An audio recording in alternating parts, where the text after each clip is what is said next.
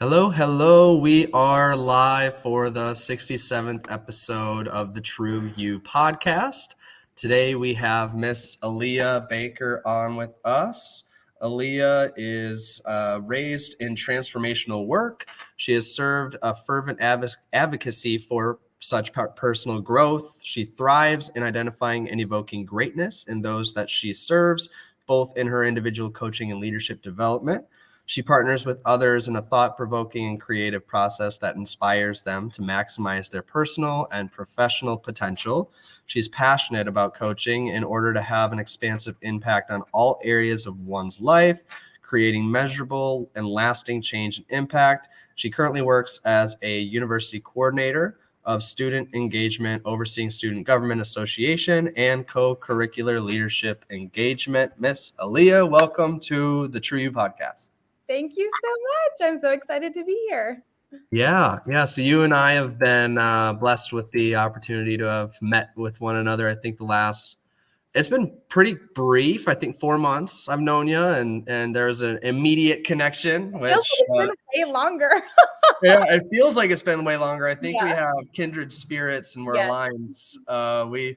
We always reference that and share our experience of one another because there is so much value and crossover that we've experienced with one another. So I'm sure this will be easy for us. I'm excited to talk with you. And you recently gone through a coaching academy, and woo, you made it out from that. So can you share with us a bit about you and just your experience with coaching, and we'll see where that takes us. Yeah. So like you stated, I feel like transformational work is like in my bones. It's like so in my DNA. It has become like subconscious over my life.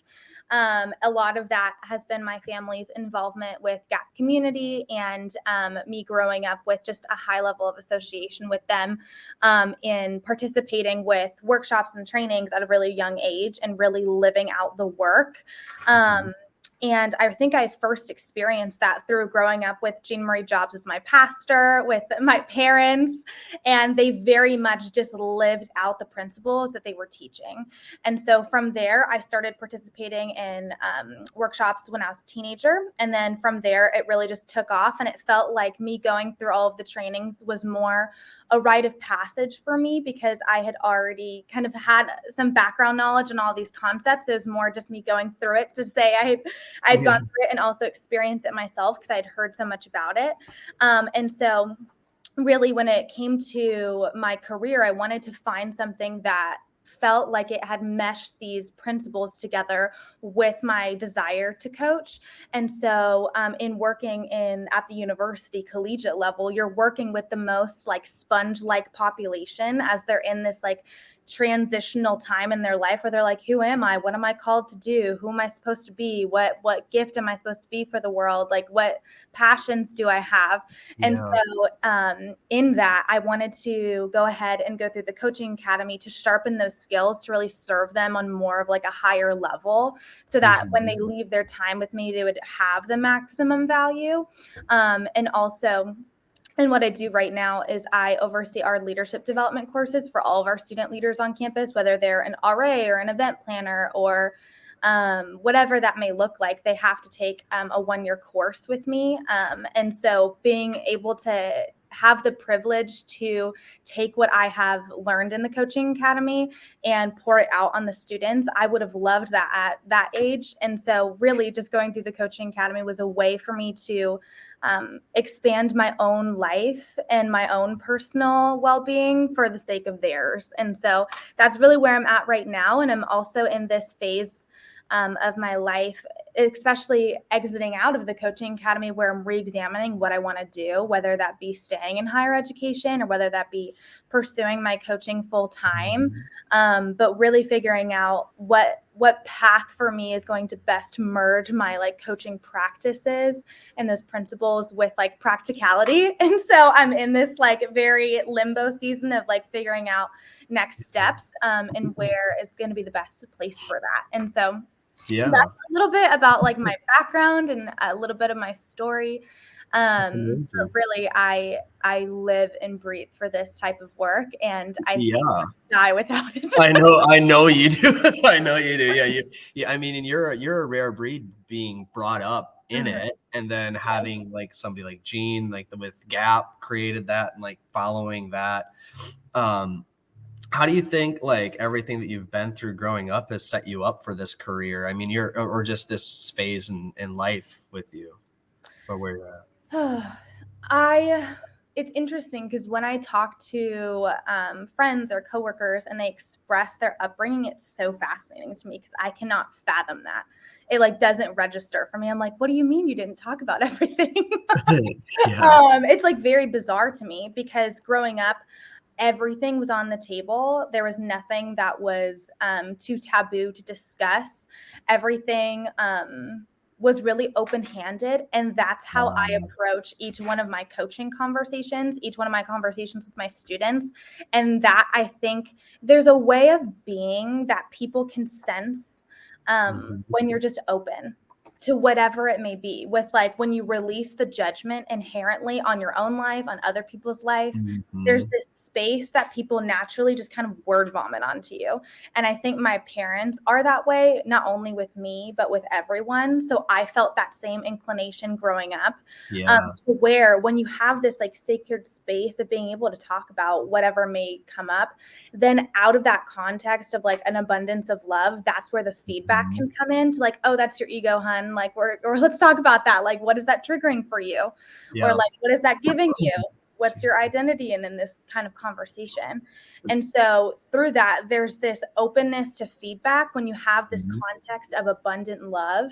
And so that has played out with all of the students that I see on a daily basis that are like, hey, I'm going through this. I don't really know what to do. I'm like, okay, let's talk Yeah. about it. Or they'll come in to almost like confess of like what's going on.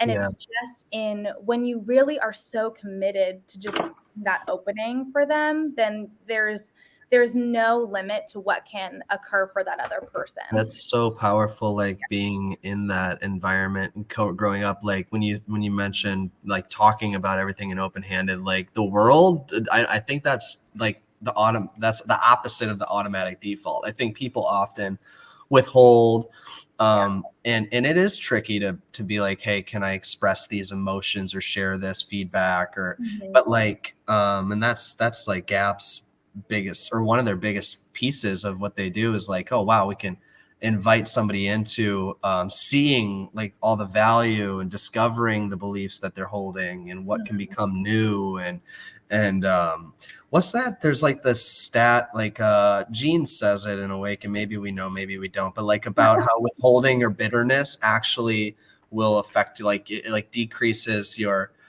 like brain Oh, capacity, or it has an yes. impact on like, Neuroplasticity shrinks. yeah, Yeah. it's insane to think about like the process of inviting people into these open conversations and inviting feedback in and confessing how Right. that actually expands and allows us to grow and become new, like God wants us to become new Right. and and yeah. I think also I had a really like life altering conversation recently that I think in these types of conversations, whether it be a coaching context or not, in your daily life, in your job, whatever, you never know what type of conversation, like how much is on the line for that person. Mm, I had a student come to me a few weeks ago, and she's 18. She's a mom of three, and she had dropped out of the university for a little bit to go ahead and check into like a mental rehabilitation center. She had just reintegrated back. It'd been a few months since she'd gotten out. And so we were just talking, and I was just asking her my normal questions of like, what type of mom do you want to be? Who are you committed to be? What possibilities are opening for you? And we're just talking, and she halfway through the conversation just stops me and goes, I'm just in shock. And I was like, what do you mean you're in shock? Like, we're just having a normal conversation. She's like, oh, well, I was planning on killing myself tomorrow. And I was like, what? whoa. She's like, I had the notes ready. I had everything ready. I was actually coming in to like tell you goodbye. And Oh, after this conversation, I no longer want to do that. And I have a reason to live. Like, and I was like, what are you talking about? I had no fathom that this is the level that we were talking about. I didn't know that this conversation was her life on the line. I don't know if I would have done it differently. I would have like gotten, a lot more topics addressed, but you have no idea what's on the line for that other person when you're just Yeah, asking them curious questions about what's possible in their life. Of that's like, these 3 insane. babies now have a mom, like, and they weren't going to the next day. Yeah, like, wow. Thank you for doing that. And that's like just insane to think about how this work can literally change lives or save lives and create new like all of the fun stuff I feel like that we get to do in this world, or that we get to focus on, or like we create, is foundationally built off of us deciding to do these principles of life, like us deciding to play with our visions and to open up to one another and to do the short-term kind of tension type conversations, work, feedback, all of that. Like it sets us up. It's foundational, I feel like. But that's like, to me, I don't know how you feel, or how did you feel receiving that message? In the moment, I was trying to be really neutral, of like just really tried to hold space and be like, okay, tell me more about that. What Yeah. what was going on for you? Like, tell me more. But internally, I was like, oh my God, I had no idea we were talking about this. Afterwards, I just went and wept in my car for like 20 minutes. Because what else do you do when someone tells you that they were going to kill themselves and that they don't? Yeah.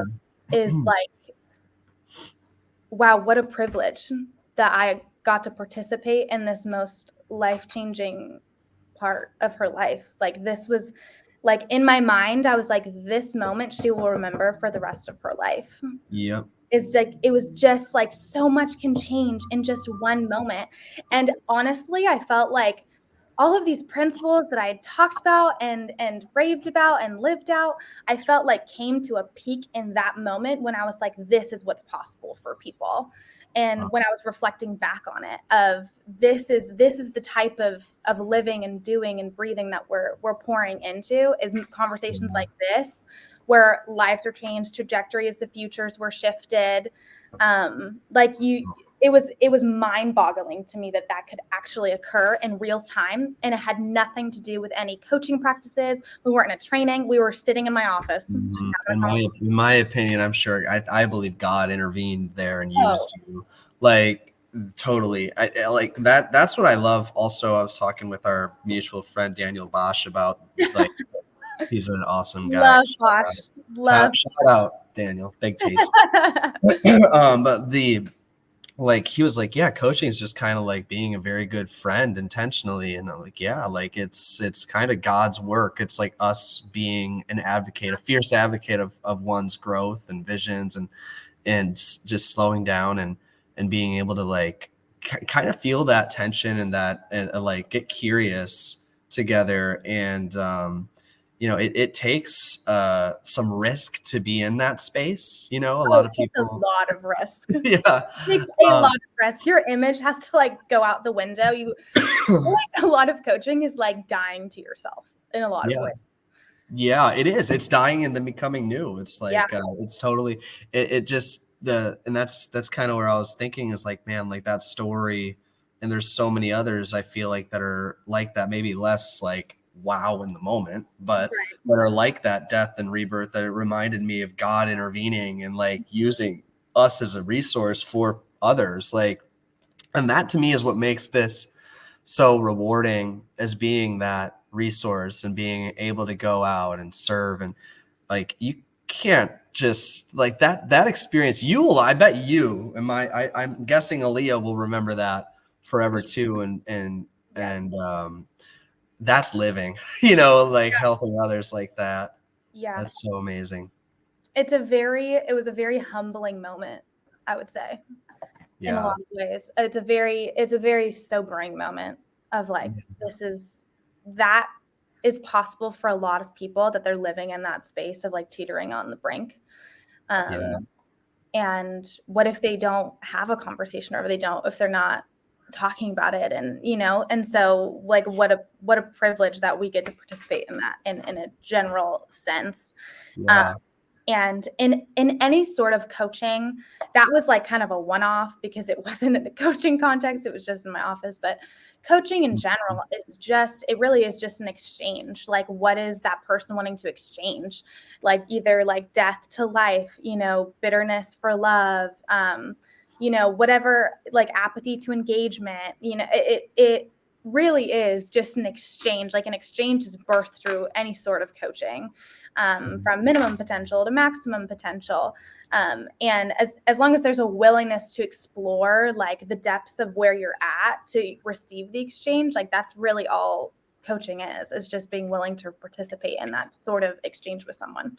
Yeah, totally. And as you were saying that, I was like, oh, that's interesting. Like it's an exchange. And then I'm sure some people are listening to this and they're like, maybe how can I have this experience just in my life with people I love? And like, I'm thinking like in that moment, that wasn't an intentional space, but like, what would you speak or how would you speak on like being an average individual in this world, being able to just slow down and use some of this like in real time? Yeah. Yeah, I mean, we're all just average individuals. We're all ordinary Joes that are just living life.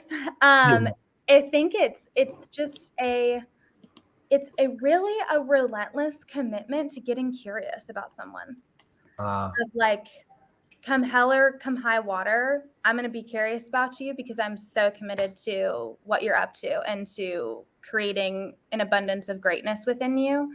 And a lot of that predominantly is just through curiosity, is just being able to hold space for people to see what's really occurring for them with your loved ones, with your spouses. It's like, okay, how can I create, XYZ for my husband?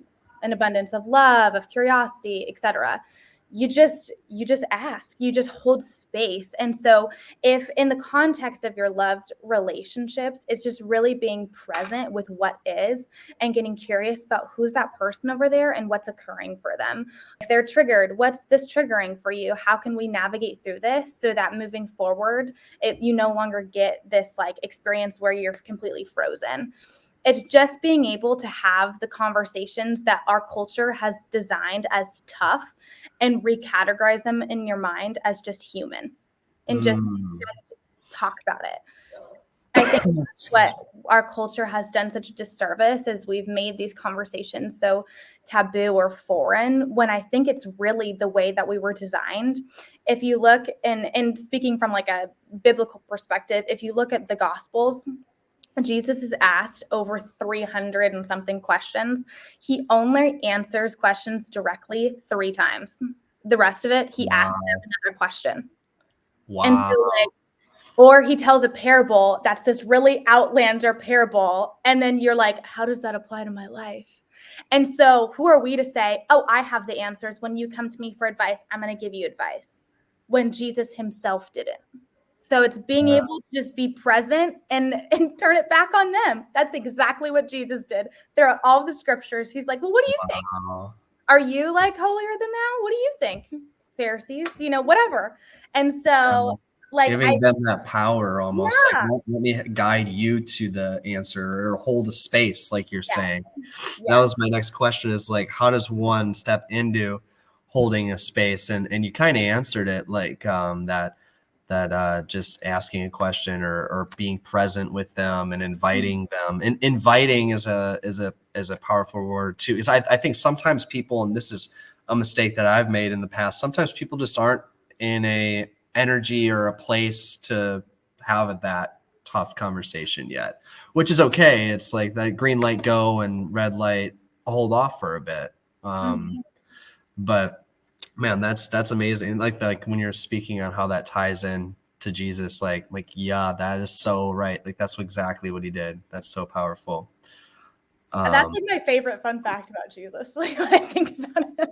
Yeah, and that's what like we get to. No, I mean, we're not Jesus, not even close, but we get to Jesus. But, So but like following, like what is he up to, or what are patterns of him, and how did he serve, and like that's really powerful. Like noticing that, like, wow, he invites them and he like guides them to. In coaching is so much about like giving that power to the people, like Yeah. let's get curious and let you, respond, let you come up with Right. this. Because if you're coaching someone and if you're setting them up to basically idolize you, then you're disempowering them.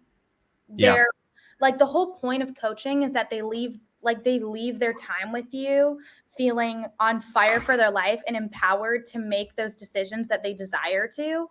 And so if you're setting them up for a relationship where they're thinking that they need you, then you're really doing them a disservice rather than and just putting it back on them of really being a coach is more just being like a soundboard and just relaying back to them what you're actually hearing of like, this is what I'm hearing.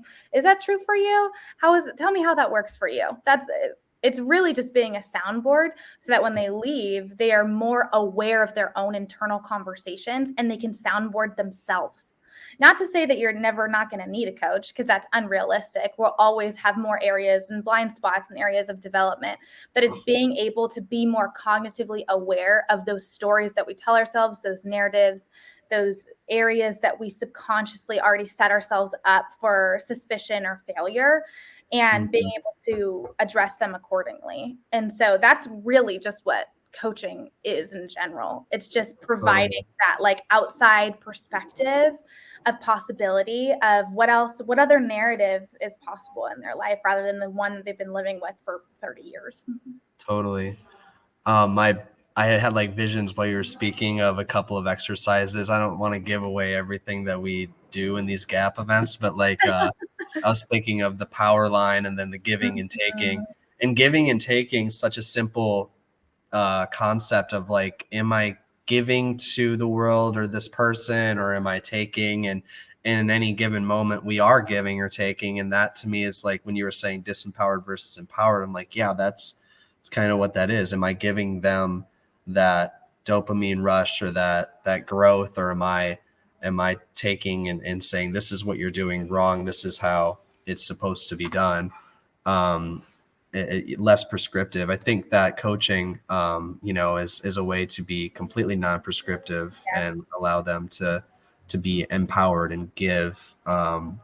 But that's a really, is there anything that comes up for you just on that topic of giving and taking? Because we haven't talked much about that on the podcast, and I just think that that's so juicy.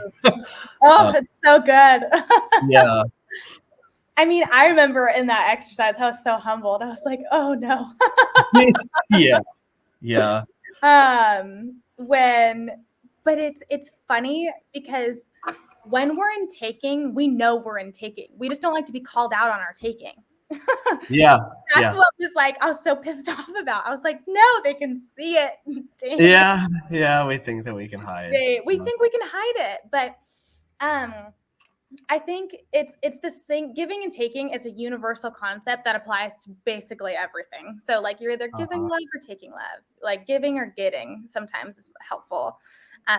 Because taking can kind of sound like this concept, but it's giving or getting too. It can be like a more of a universal way to understand it. But really, I would say for my own life, I can always tell when I'm in giving or taking, when I'm with someone, based upon my own internal dialogue of, oh like, why am I talking to them right now? I'm talking to them, yes, to evoke greatness, all the things, but also I'm definitely getting an ego check from it. And oh my gosh, they are like complimenting me right now and all of these things. So then afterwards, I'm thinking, yeah, I definitely took in that conversation. And I don't know if we're ever actually immune to not taking at all. I don't know if that's a possibility, but it's being hyper aware of like, what are we committed to in that context? And how are we knowing when we're in giving, and how do we know we're in taking? For me, I know I'm in giving when this sounds kind of woo-woo, so just bear with me, but when I almost like forget where I am, like I forget I'm me for a minute. Like you're so that person. Like it's almost like euphoric where you're like, wait, I don't remember. Like I've had people come up to me so many times and they'll be like, you told me this one thing. They'll say it to me. I have no recollection of ever saying that. Sounds like something I would say, but I have no recollection of saying it. And in my mind, I'm like, oh, that means I was ultimately present with that person. Because I remember the good stuff I say, because I'm like, ooh, that sounded so great. That was so wise, right? Was that actually that powerful? Probably not. But when you're so present and just meeting the person and fully giving to them, that's when I'm like, yeah, I have no recollection of that experience. I can maybe remember it a little bit, but I don't remember saying that. And they're like, oh my gosh, it totally changed my life. I'm like, oh, great. Great, cool. No idea. Yeah, kind of like you're in a flow state almost. Yeah, you like forget you're you for a minute. You're just with what is, and you just meet in this like sacred space. Yeah, you're just being, you're in it. Yeah. I took a note of when we first talked on the call about withholding and then opening up, and I'm like, that's it's interesting seeing that show up in some of the biggest, what people consider takers, are the ones that didn't participate or like were withholding. And I think oftentimes we look at those people that aren't doing this tough work or are kind of hiding in the world or like that they are also like people's energy and receiving that. That was just coming up for me as you're speaking. I'm like, oh, it's interesting how like not doing some of what Jesus did or opening up or all this is like actually a form of what you're saying, getting or taking or like maybe an avoidance. So. Oh, absolutely. I mean, if you think about how much energy it takes to withhold or to hide or to harbor bitterness, like a good exercise for people is asking them, if you're talking about like a professional context, of like how much money is being left on the table by you being in this narrative. If it just give me a number. And I've been in conversations where they're like, oh yeah, like 500K. I'm like, okay, great. That'll give us some sobriety of how much energy this is taking up, and it's void of all of your creativity. It's taking away all of these gifts that you have, and it's ridding you from the joy of your life and also like your greatest potential, because it's simply sucking up all of this energy throughout the day when you're harboring, when you're in bitterness, when you're in your withholding, when you're not participating, all of it. And so that's where people are like, oh, I don't really know, I feel stuck. And you just ask them like, okay, like where are you withholding in your life? And it typically opens up like a world of conversation where they've been really feeling like they've been missing out on more of like the joy available for them.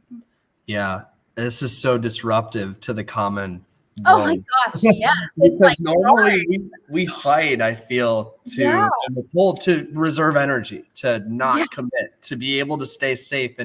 And that, and when you're saying that, it's like, I mean, the first time that I learned that, I was like, wow, it takes a lot of energy to withhold. And then what's coming up for me now as you're speaking is like, it's going to cost you so much more energy in the long term too. And just overall stress and lack of vision and survival will be everywhere rather than thriving because of like the instant gratification of avoidance versus that delayed gratification and that abundance that you can receive if you choose to just step into it. And it does take a little bit of energy in the moment. For sure it does. Actually, that's something, as I'm speaking, it's like, yeah, it definitely takes energy to step in and do this work. But when you do it on the flip side, it's like, wow, that opens up so much more energy. And I think like, I'm just speaking off of what's coming up for me. Like when you decide to step into that, all of this new vision and new life will be like you're on a higher frequency and God's just giving you energy to use. And you're like, it's like you're getting better gas mileage. You're getting great analogy, gas mileage. Yeah. And you're getting, and you're getting more space. Like you're just like, and you're just able to see more, do more, be more. Yeah. It does take that we like going back to maybe halfway in this episode, the word risk, like what am I willing to risk? Like in this moment, am I willing to look bad, maybe be a little tense with somebody or not receive that ooey gooey feeling that I'm hooked on. And it may be, it may not feel great. Yeah. But like risking that for the vision of what can be available for this person or for our relationship or for our vision. Like, I think that can help people step into that, like that pre-forming the context of that curiosity of with them. It's like, what's your vision for them? Yeah. I think that's kind of like topic though that the majority of people are like, what are you talking about? Probably. What is a vision? What are you talking about? And Yeah. so really even just unlocking that conversation, because when you're talking about risking your image, your ego or whatever, people are like, why would I ever do that? Like, for what purpose? And so unless they are nailed to exactly why they're doing it, they're going to have no real drive to. I mean, if you look at the root word of passion, it means to suffer. Whatever you're passionate about, you're willing to suffer for. Like, to be compassionate means to suffer with co-passion. And so, like, whatever is driving you, you're willing to suffer for. So for me, of like, okay, my vision for my relationship with my family is to have ultimate intimacy, to have like authenticity, to have brutal honesty. Great. I'm willing to go through the tough conversations, being calling out on my own shit and all of these other things, because I'm so committed to this vision that I have in front of me, that it's worth whatever suffering is going to become of it because of how great it is. But people don't really have that. They haven't been introduced to what's available for them. And deep down, when people are in avoidance or in withholding, they don't want to be. They just don't see anything else. Yeah. It's exhausting.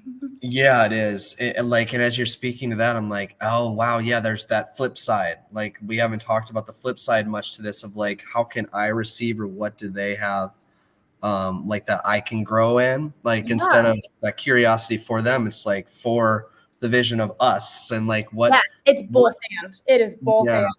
Yes. And that's part of intimacy, which is our thing. Yeah. So Intimacy, you see. That's, Yeah. No, it goes both ways. When you're curious with someone, it's the expectation that you would also be curious about yourself in that moment as well. Yeah. So you're like, oh yeah, I didn't know that was how I was being experienced. Awesome. Great to know. I'll look at it.